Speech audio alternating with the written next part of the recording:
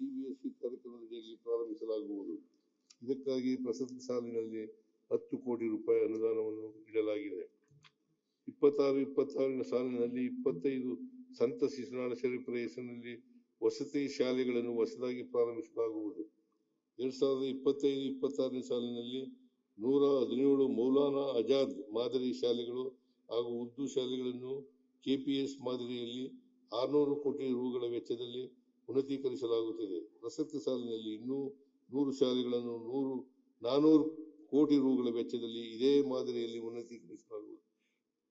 ಪ್ರಸ್ತುತ ಕಾರ್ಯನಿರ್ವಹಿಸುತ್ತಿರುವ ಮೊರಾರ್ಜಿ ದೇಸಾಯಿ ವಸತಿ ಶಾಲೆಗಳ ಪೈಕಿ 25 ವಸತಿ ಶಾಲೆಗಳಲ್ಲಿ ಪಿಯುಸಿ ವಿಜ್ಞಾನ ಮತ್ತು ವಾಣಿಜ್ಯ ವಿಭಾಗಗಳನ್ನು ಪ್ರಾರಂಭಿಸಲಾಗುವುದು. 18 ಎಪಿಜೆ ಅಬ್ದುಲ್ ಕಲಾಂ ವಸತಿ ಶಾಲೆಗಳಲ್ಲಿ ವಾಣಿಜ್ಯ ವಿಭಾಗವನ್ನು ಪ್ರಾರಂಭಿಸಲಾಗುವುದು.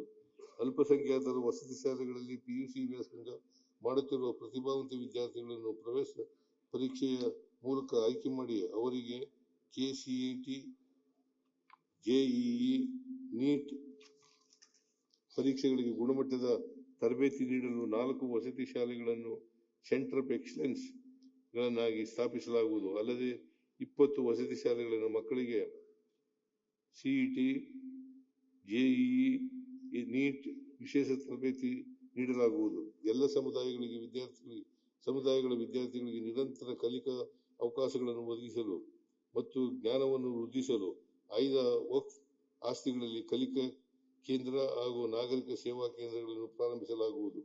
ಉದ್ಯೋಗಸ್ಥ ಮಹಿಳೆಯರ ವಸತಿ ನಿಲಯಗಳಿಗೆ ಹೆಚ್ಚಿನ ಬೇಡಿಕೆ ಇರುವ ಕಾರಣ ಬೆಂಗಳೂರಿನಲ್ಲಿ 100 ಸಂಖ್ಯಾಬಲದ ಉದ್ಯೋಗಸ್ಥ ಮಹಿಳೆಯರ 4 ವಸತಿ ನಿಲಯಗಳನ್ನು ಆರಂಭಿಸಲಾಗುವುದು. ಜೈ